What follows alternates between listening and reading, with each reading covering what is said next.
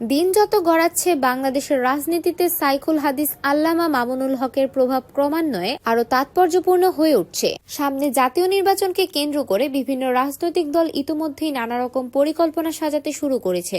এর মধ্যে সবচেয়ে আলোচিত বিষয় হল সম্মিলিতভাবে ভোটে অংশগ্রহণের কৌশল। বিশেষ করে প্রধান বিরোধী দল বিএনপির মোকাবেলায় ঐক্যবদ্ধ অবস্থান নেওয়ার চিন্তাভাবনা করছে অন্যান্য রাজনৈতিক সংগঠন।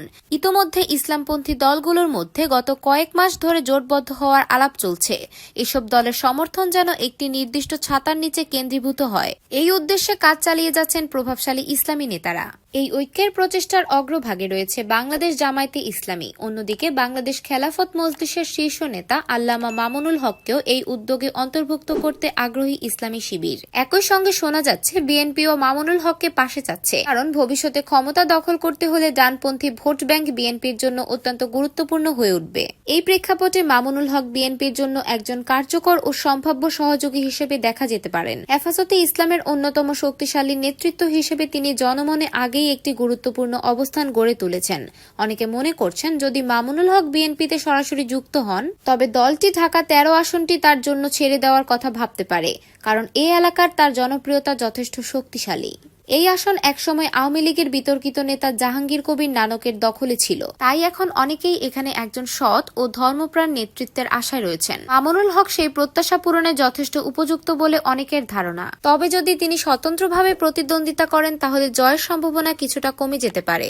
আর যদি বিএনপির সঙ্গে জোট বেঁধে নির্বাচন করেন তাহলে সংসদ সদস্য হওয়ার সম্ভাবনা অনেকটাই নিশ্চিত হবে বলে অনেক বিশ্লেষক মনে করছেন। সম্প্রতি মামুনুল হকের সঙ্গে বিএনপি নেতাদের সম্পর্ক দৃশ্যত ঘনিষ্ঠ হয়ে উঠেছে, তবে হেফাজতের অধিকাংশ সমর্থকই চান তিনি ইসলামী ঐক্যের পথে স্থির থাকুন। এমনকি বিএনপি সরকার গঠন করলেও একটি কার্যকর বিরোধী শক্তির প্রয়োজন থাকবে রাজনৈতিক ভারসাম্য রক্ষার জন্য। সেক্ষেত্রেও মামুনুল হক প্রভাব বিস্তার করতে সক্ষম হবেন।